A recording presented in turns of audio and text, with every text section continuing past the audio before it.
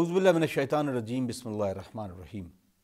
معزز ناظرین، السلام علیکم ورحمۃ اللہ وبرکاتہ۔ پروگرام احکام اسلامی میں ایک بار پھر خیر مقدم ہے۔ تو ہمارا موضوع سخن امامت ہے، اور ہمارے امام زمانہ عجل اللہ تعالیٰ فرج و شریف، جو ہمارے لیے سب سے بڑی نعمت ہیں خداوند عالم کی طرف سے، ارشاد فرماتے ہیں کہ میں خاتم الاولیاء ہوں، اور میرے ذریعے خداوند عالم میرے چاہنے والوں سے بلاؤں کو دور کر دے گا۔ تو یقیناً ناظرین، ہمارا امام ہمارے لیے کتنی دعائیں کرتا ہے خداوند عالم سے، اور ہمارے جینے کے لیے کس طریقے سے وہ راہ بھی ہموار کرتے ہیں۔ آئیے ناظرین، ہم اس امامت کے موضوع کو ڈسکس کرتے ہیں۔ ہمارے ساتھ موجود ہیں حجت الاسلام والمسلمین علی جناب مولانا مصطفیٰ علی خان ادیب الہندی صاحب قبلہ۔ السلام علیکم آقا۔ علیکم السلام ورحمۃ اللہ۔ آقا، اب امامت کا جو سلسلہ ہے وہ نبوت کے بعد ہے، تو کیا یہ حق خداوند عالم نے ہمارے نبی صلی اللہ علیہ وسلم حضرت محمد مصطفیٰ صلی اللہ علیہ وآلہ وسلم کو یہ حق دیا ہے کہ وہ اپنا امام، اپنا نائب چن لیں یا بنا دیں کسی کو؟ جیسے کہ جانشین پیغمبر میں تاریخ میں ملتا ہے کہ 12 جانشین ہیں، تو یہ اختیار کیا خدا نے دیا ہے؟ اعوذ باللہ من الشیطان الرجیم، بسم اللہ الرحمن الرحیم، الحمدللہ رب العالمین، وصلی اللہ علی سیدنا محمد وآلہ الطیبین الطاہرین۔ یہ مسلمات میں سے ہے مکتب امامیہ کی کہ نبی، حتیٰ نبی کو بھی امام بنانے کا اختیار نہیں ہے۔ امام چونکہ عہدہ، یعنی امامت کا جو عہدہ ہے وہ بھی الہی عہدہ ہے۔ جس طرح نبوت الہی عہدہ ہے، جس طرح رسالت الہی عہدہ ہے، جس طرح اولو العزم پیغمبر کسی کو مشخص کیا جائے گا تو وہ خداوند عالم صاحب شریعت خدا بنائے گا، اسی طرح امامت بھی الہی عہدہ ہے۔ اور اس کی واضح دلیل یہ ہے کہ جناب ابراہیم علی نبینا وعلیہ الصلاۃ والسلام نے کو جب خداوند عالم نے امتحان لیا اور وہ امتحان سے سرخرو باہر نکلے اور کامیاب باہر نکلے، تو خدا نے اس منظر کو قرآن میں نقل کیا کہ ہم نے جب ابراہیم کو امتحان میں مبتلا کیا اور وہ اس میں کامیاب ہو گئے تو ہم نے کہا کہ ہم نے آپ کو لوگوں کا امام بنایا۔ یہ جملہ بتا رہا ہے کہ اللہ نے امام بنایا، اور اس کے فوراً بعد جناب ابراہیم نے یہ دعا فرمائی کہ میری ذریت میں، تو خداوند عالم نے یہ نہیں کہا نہیں بنائیں گے، خداوند عالم نے کہا کہ میرا عہدہ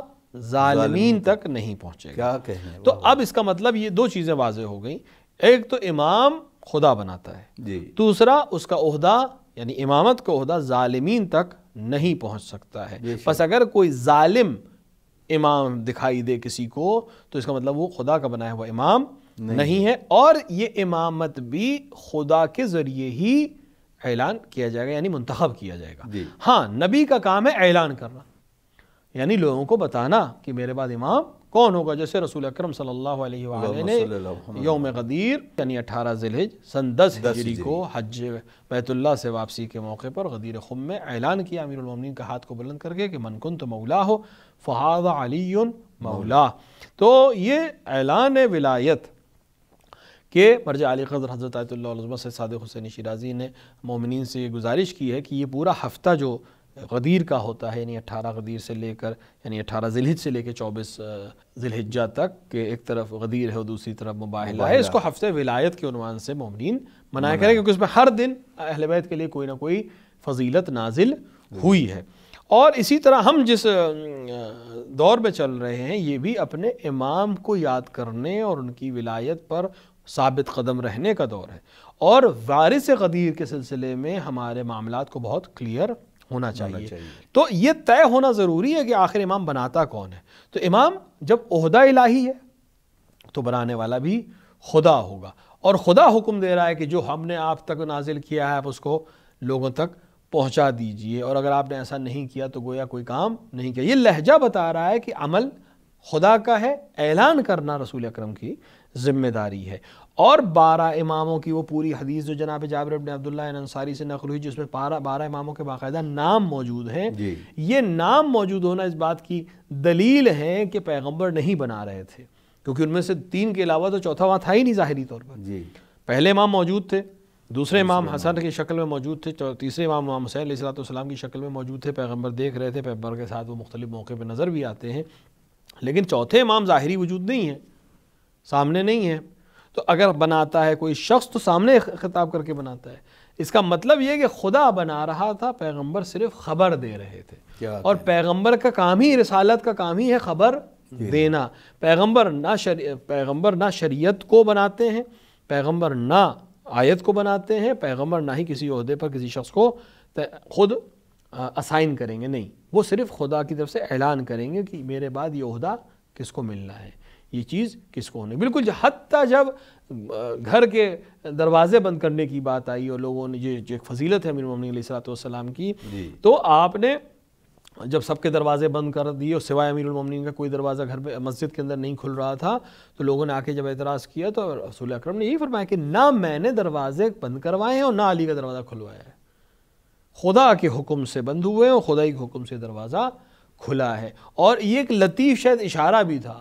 کہ پیغمبر نے صرف ایک، یعنی خود پیغمبر کے ذریعے سے خداوند عالم نے شاید ایک پیغام لوگوں تک پہنچایا تھا۔ اگر صاحب عقل لوگ اس کو غور سے دیکھتے تو شاید سمجھ میں آ جاتا کہ سارے دروازے بند کرا کر صرف ایک دروازہ مسجد میں کھلوا کر شاید یہ اعلان کیا تھا خداوند عالم نے کہ اگر کوئی دروازہ اس لائق ہے کہ لوگ مسجد میں اس کی طرف رجوع کریں یا وہ مسجد میں کھلے تو وہ امیر المومنین علیہ السلام کا دروازہ ہوگا۔ یعنی ایک نوید اس وقت بھی دے دی تھی، جیسے بہت سے موقع پہ دی تھی، کہ اگر رسول کے بعد کوئی اس لائق ہے کہ اس کی طرف رجوع کیا جا سکتا ہے تو وہ ذات امیر المومنین علیہ السلام اور ان کے فرزندان معصومین علیہ السلام ہیں کہ خدا کے ذریعے سے ان کو امام منتخب کیا گیا ہے اور ان کو امام بنایا گیا ہے، اور امت کی ذمہ داری ہے کہ یہ اس کے رہنمائی میں صرف آگے قدم بڑھائیں۔ اور خدا نے مختلف موقعوں پر اس چیز کا اعلان کیا ہے کہ ہم ہی تمہارے لیے ہادی کا انتخاب کرتے ہیں، ہم ہی ہادی کو بھیجتے ہیں، تمہاری ذمہ داری صرف اتنی ہے کہ تم اس ہادی کے بتائے ہوئے راستے پر چلو۔ جزاک اللہ۔ اب امام کے بارے میں، کیا امام حاکم شرع بھی ہے اور حاکم امت بھی ہے؟ اس زاویے سے کہ جیسے لوگوں نے ایک سوال رکھا، یہ کہ اس کو جواب کے طور پر رکھا لوگوں نے، خاص طور سے امت مسلمہ کے عام تمام فرقوں نے، کہ جو رہبر ہے، جو اسلامی شریعہ کو نافذ کرے گا وہ تو امام ہے، معصوم ہے، یعنی وہ جو انداز ہے وہ اہل بیت کے گھرانے کے ساتھ ہوگا، اور حکومت کا جو کام ہوگا وہ عام لوگوں میں سے چننے والا ہوگا۔ تو یہ نظریہ کتنا باطل ہے، کتنا صحیح ہے؟ یہ نظریہ بالکل مطلقاً باطل ہے، اور یہ نظریہ بعد میں بنایا گیا جب امت میں اس طرح کا انتشار پھیلا ہو گیا، تو دوسری ایک طرف رسول کی احادیث تھی اور دوسری طرف اس طرح کی بغاوت تھی، تو اس کو معاملے کو برابر کیسے کیا جائے، لہٰذا ایک راستہ یہ نکالا گیا اور جواب یہ نکالا گیا کہ صاحب وہ مثال کے طور پر روحانی رہبر ہیں اور دین کے رہبر ہیں، لیکن حکومت ایک الگ مسئلہ ہے، اور حکومت میں لوگوں کو اختیار ہے اور کس کو اپنا حاکم بنائیں۔ یہ تصور کہ دین اور سیاست الگ چیز ہے، امامت اور حکومت الگ چیز ہے، یہ تصور ہی اسلام کی نظر سے باطل تصور ہے۔ اگر یہ صحیح تصور ہوتا تو رسول اکرم اپنے زمانے میں حکومت کیوں کرتے؟ وہ لوگوں سے کہتے کہ اپنا حاکم بنا لو،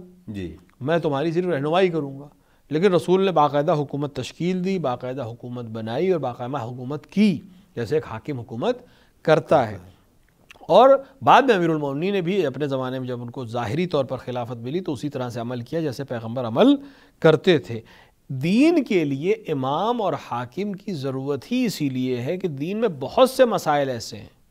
یہ امام جو آ کے شریعت بیان کرے گا اور شریعت کو امپلیفائی کرے گا، یہ امپلیفائی کیسے کرے گا اگر یہ حاکم نہیں ہوگا؟ کیونکہ بہت سے مسائل ایسے ہیں کہ جس پہ امپلیمنٹیشن ہو ہی نہیں سکتا اگر اس کے پاس حکومت نہ ہو۔ تعزیرات کیسے ہوں گی، حد کیسے لگے گی، مجرم کو سزا کیسے ملے گی اگر اس کے پاس حکومت نہیں ہے؟ یہ کیسے مجرم کو اپنے دربار میں پیش کرنے کی حکم دے گا جب اس کے پاس حکومت نہیں ہے؟ جیسے کہ ہوتا ہے کہ اگر یا تو آپ کہیے کہ شریعت سے کوئی لینا دینا ہی نہیں ہے کسی چیز کا، تو سارے ہماری شریعت میں ہر چیز ہے، ایسا تو ہے نہیں کہ یہ ڈپارٹمنٹ شریعت کور کرتی ہو یہ ڈپارٹمنٹ شریعت کور نہیں کرتی، ہر معاملہ جو انسانی سماج کا معاملہ ہے اس کو شریعت کور کرتی ہے، اس کے تمام احکامات ہمارے پاس موجود ہیں۔ اور شریعت کا بتانے والا کون ہے؟ امام۔ تو پھر شریعت نافذ کرنے والا کون ہونا چاہیے؟ وہ بھی امام ہوگا، بے شک، یا وہ خود حکومت کرے گا یا اپنے نائب سے کہے گا کہ تم حکومت کرو، میں تمہیں حکم دے رہا ہوں کہ تم حکومت کرو، لہذا حکومت اس کے پاس ہونی ضروری ہے۔ اور یہ تاریخ کا ایک المیہ تھا جس کے اوپر بہت سے فکریں بیس کی گئیں اور بہت سی نظریات کو پیش کیا گیا جب رسول کی احادیث بیان کر رہی تھی کہ میرے بعد خلیفہ کون ہوگا، میرے بعد حاکم کون ہوگا، حکومت کا حق کس کو حاصل ہے اور امامت کس کے پاس ہوگی۔ اور جب عملی طور پر ایسا نہیں ہوا تو بعد کے لوگوں کے لیے ایک بڑا مسئلہ تھا کہ رسول کی حدیث ایک طرف موجود ہے اور ایک طرف یہ اس طرح کے سیاسی مسائل موجود ہیں تو حل کیسے کیا جائے، اس پریشانی میں کہ انہوں نے یہ طے کر لیا تھا کہ ہم ان کرداروں کو برا نہیں کہیں گے، جبکہ ہونا یہ چاہیے تھا کہ حق کو حق کہنا چاہیے تھا اور باطل کو باطل کہنا چاہیے تھا، اس سے کوئی فرق نہیں پڑتا کہ اس پہ کون ہے۔ جس دن ہمارا نظریہ یہ ہو گیا کہ ہم پہلے شخصیت کو دیکھیں گے بعد میں طے کریں گے کہ وہ حق پر ہے یا باطل پر ہے، ہمارے لیے مسائل کھڑے ہو جائیں گے۔ ہمیں پہلے حق کو طے کر لینا ہے، اب چاہے کوئی بھی ہو، اگر وہ حق پر ہے تو یعنی پیمانہ جو ہے وہ حق پہ ہوگا، پیمانہ حق ہوگا، مگر یہ کہ خود کسی کو خداوند عالم پیمانہ بنا دے حق کا، وہ ایک الگ بحث ہے۔ یعنی رسول اللہ اگر فرما رہے ہیں کہ علی و مال حق والحق و مع علی تو ایک الگ بحث ہے، لیکن امیر المومنین کے علاوہ کسی اور کے لیے جملہ ارشاد نہیں فرمایا ہے۔ اس کی وجہ یہ کہ امیر المومنین معصوم ہے، امیر المومنین عمل میں اسی مقام پر ہیں جہاں رسول اکرم صلی اللہ علیہ وآلہ ہیں، لہٰذا آپ خود پیمانہ بن جائیں گے، لیکن باقی شخصیات جو ہیں ان کے لیے ضروری ہے کہ وہ اس پیمانے پر کھڑے اتریں۔ لیکن اگر ہم طے کر لیں کہ صاحب یہ کہ چونکہ یہ فلاں شخصیت ہے تاریخ اسلام کی، لہٰذا اگر اس سے غلطی ہوئی بھی ہے تب بھی ہم کچھ نہیں کہیں گے اور ہم اس غلطی کی تعویل پیش کرنے لگیں گے تو یہ مسائل کھڑے ہوتے ہیں۔ لہٰذا ہم پہلے طے کر لیں کہ حق کیا ہے باطل کیا ہے، جب طے ہو گیا کہ یہ حق ہے تو پھر اگر اس پہ کوئی ہے تو وہ صحیح ہے، اور اگر یہ باطل ہے تو پھر کوئی بھی ہو ہم اسے باطل کہنے سے اگر ہچکچائیں گے تو یہ مسائل پیش آئیں گے۔ تو امام کو حاکم ہونا ضروری ہے، اور چونکہ ائمہ علیہم السلام کو حکومت ظاہری حاصل نہیں ہوئی لہٰذا آج امت انسان مسائل میں مبتلا ہے۔ اگر امیر المومنین علیہ السلام کو بعد شہادت رسول فوراً حکومت مل جاتی ہے تو جس طرح آپ نے بعد میں 4 سال حکومت کی، اتنے مسائل کی موجودگی میں، چونکہ بہت دین ادھر سے ادھر جا چکا تھا، بہت سے سیاسی مسائل آ چکے تھے، بہت سے مسائل پیدا ہو چکے تھے، اس کے باوجود آپ نے ایسی حکومت کی کہ لوگوں کو زمانۂ رسول یاد آ گیا۔ بے شک ایسی حکومت کی کہ حجاز سے لے کر یمن تک، اور یمن سے لے کے افریقہ تک کوئی بھی خاتون کہیں بھی سفر کر سکتی تھی، کسی کو کسی طرح کا کوئی خطرہ نہیں تھا، ایک انسان بھی بھوک سے نہیں مرا امیر المومنین کی 4 سالہ حکومت، جو کہ آج بھی ممکن نہیں ہو پا رہا اتنی ایڈوانسڈ حکومتوں کے زمانے میں۔ ایک بھی انسان سیاسی طور پر قید نہیں کیا گیا، ایک بھی انسان کو اس لیے جیل نہیں میں بھیج دیا گیا کہ وہ امیر المومنین کا مخالف ہے، کیا کہیں، جبکہ آج بھی اس طرح کی آزادی نہیں ہے۔ ایک بھی انسان کو اس لیے کوڑے نہیں مارے گئے کہ وہ امیر المومنین کے نظریاتی مخالف تھا۔ روایت میں کہ شخص آیا، تاریخ میں ثبت ہوا ہے، ایک شخص نے مسجد میں حالت نماز میں امیر المومنین کی توہین کی، لیکن امیر المومنین نے بعد نماز نہ اس کو کچھ کہا، نہ ان کے ساتھیوں کو اجازت دی کہ کچھ کہا جائے، کہ جب تک وہ تلوار نہیں اٹھا رہا ہے، جب تک وہ صرف ذات علی پر حملہ کر رہا ہے، میں اس سے مقابلہ نہیں کروں گا۔ یہ آزادی جو امیر المومنین نے فراہم کی یہ کسی حکومت میں فراہم نہیں ہو پائی۔ تو جب 4 سال اتنی سختیوں کے بعد، اتنے انحراف کے بعد حکومت آپ کو ملی تھی تو آپ نے اس طرح کی حکومت کی، تو اگر بعد رسول فوراً حکومت آپ کو مل جاتی تو کس طرح کی حکومت ہوتی، اور بعد امیر المومنین اگر ائمہ علیہ السلام کو اسی حکومت کا امتداد ملتا تو وہ کس طرح کی عظیم حکومت ہوتی، اور کیسے مسلمان اور کیسے اسلام دنیا پر چھا جاتا۔ اسی لیے ہم منتظر ہیں اس وارث غدیر کے جو حاکم بھی ہوگا اور امام بھی ہوگا، اور آ کے رسول اور امیر المومنین کی شریعت کو اور عمل کو اور سیرت کو نافذ کر کے دنیا کو بتائے گا کہ امام ہی کو حاکم ہونا چاہیے، اور امام کی حکومت میں ہی انسان کمال تک پہنچ سکتا ہے اور سکون سے زندگی گزار سکتا ہے۔ جزاک اللہ، جزاک اللہ۔ ناظرین، آپ دیکھ رہے ہیں پروگرام احکام اسلامی۔ ہمارا یہ پروگرام صرف احکام سے ریلیٹڈ نہیں ہے بلکہ تاریخ اور تمام اصولوں کی زندگی میں مرتب کردہ سوالوں کو بھی آپ تک پہنچانے کا ہے۔ ناظرین، ہمارے جو یوٹیوب پلیٹ فارم کے ذریعے بھی یہ سارے مسائل کا اس پروگرام نشر کیا جا رہا ہے۔ آپ ہمارے یوٹیوب کو ضرور سبسکرائب کریں اور لوگوں تک بھی اس پروگرام کو پہنچائیں تاکہ تعلیمات معصومین کی ترویج یوں ہی ہوتی رہے۔ آئیے ہم اگلے سوال کی طرف بڑھتے ہیں، اور بڑے خوبصورت موضوع کی طرف کا جو اشارہ مولانا دیا، اور بہت خوبصورت موضوع چل رہا ہے۔ آغا، اب ایک بیچ میں ایک اور لفظ آتا ہے خلیفہ، تو یہ بھی منصوص من اللہ ہے؟ کیا اللہ نے اس عہدے کو بنایا، اور پھر اس عہدے کے ساتھ ساتھ جو خلافت آئی ہے اس کو کیسے ہم بیان کریں گے؟ بالکل، لفظ خلافت اگر صحیح معنوں میں دیکھا جائے تو یہ عہدہ بھی خداوند عالم کا عطا کردہ عہدہ ہے، کہ جب جناب آدم کو خلق کرنے کی بات ہوئی اور خداوند عالم اس کو قرآن میں نقل کر رہا ہے تو یہی کہہ رہا ہے کہ میں ایک ذات کو خلق کرنے چاہ رہا ہوں، ایک انسان کو خلق کرنا جو میرا خلیفہ ہوگا روئے زمین پر۔ اس کا مطلب خلافت لفظ ہی خداوند عالم نے استعمال کیا، اور عہدہ بھی خداوند عالم کا عہدہ ہے. تو لفظ چاہے وہ لفظ خلیفہ ہو چاہے وہ دیگر الفاظ ہوں، یہ سارے عہدے خدا ہی کے دیے ہوئے عہدے ہیں. ہاں اب یہ خلافت جو بعد رسول چلی اور لوگوں نے اپنا خلیفہ خود سے منتخب کیا، تو یہ وہ خلیفہ نہیں ہے جو خداوند عالم نے بیان کیا. یہ دونوں میں یوں کہا جا سکتا ہے کہ ہم نام ہو گئے ہیں، لیکن دونوں کی نام میں اور ویلیو میں بہت فرق ہے. اس طرح سے بھی فرق ہے کہ لوگ خود بھی کہتے ہیں کہ یہ خلافت جو ہے یہ لوگوں کی طے کردہ ہے. حتیٰ کمال یہ ہے کہ یہ خلافت جو شروع میں آئی ہے اس میں تینوں منتخب افراد بلکہ چاروں منتخب افراد جو خلافت ہے وہ ایک طریقے سے منتخب نہیں ہوئے، اور ان کا ایک طریقے سے منتخب نہ ہونا خود اس بات کی دلیل ہے کہ یہ بالکل باطل عمل ہے. وَإِلَّا کوئی ایک کرائٹیریا ہوتا ہے لیکن ہر بار کرائٹیریا کا بدلنا اس بات کی دلیل ہے کہ یہ صحیح طریقہ نہیں ہے. یعنی پہلا خلیفہ صرف عوام سے میں بھی کچھ خاص لوگوں نے جا کے طے کر لی اور بعد میں زبردستی عوام سے بیعت لے لی گئی، اور اس کا بھی پورا منظر یہ کہ ایک شخص نے آگے بڑھ کر بیعت کی اور باقی پھر سب کو مجبور کر دیا کہ تم لوگ بھی ان کی بیعت کر لو. اور دوسری خلافت کا معاملہ اس طرح سے طے ہوا کہ اس شخص نے اپنے حالت احتضار میں آ کر ایک وصیت لکھوائی جس کا صرف وہی شخص گواہ ہے جس کو خلیفہ بنایا گیا، اور وہ شخص لکھنے والا ہے جو تیسرا خلیفہ بنا. تو اور اس نے وصیت کی کہ میرے بعد یہ خلیفہ ہوگا. خود یہ بھی ایک اعتراض ہے کہ اس شخص کو یعنی اس خلیفے کو کتنا اسلام کی فکر تھی کہ اس نے تو وصیت کی اپنے بعد خلیفہ ہونا چاہیے، اور رسول اکرم جو بانی اسلام ہے ان کو کوئی فکر نہیں تھی اور انہوں نے کوئی وصیت نہیں کی. اس کا مطلب ہے کہ ان کو زیادہ فکر ہے رسول سے، در حالانکہ ایسا نہیں ہو سکتا. بہرحال تو پہلا خلیفہ ہنگامے اور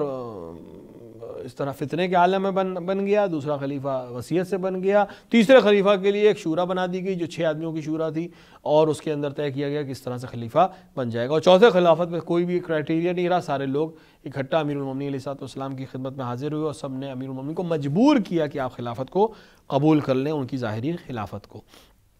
تو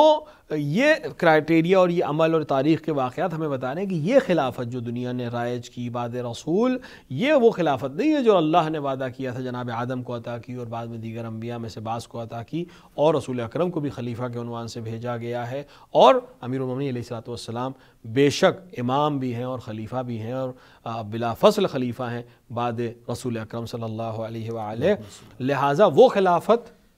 جو الہی خلافت ہے وہ وہی چیز ہے جس کو ہم امامت کہتے ہیں، اور وہ خلافت جو بعد رسول لوگوں نے اپنی طرف سے بنائی اور اسے خلیفہ رسول کا عنوان دیا وہ بالکل الگ چیز ہے، ایک باطل چیز ہے، ایک باطل نظریہ ہے. اور اس کے باطل ہونے کی سب سے بڑی دلیل یہ ہے کہ امیر المومنین کی ولایت کا اعلان جب غدیر میں کیا جا چکا تھا تو اس کے بعد کسی کو بھی خلیفہ بنانا اور اس کی بیعت کرنا یہ اپنے آپ صحیح نہیں ہے. جزاک اللہ. اب امام کا جو لفظ ہے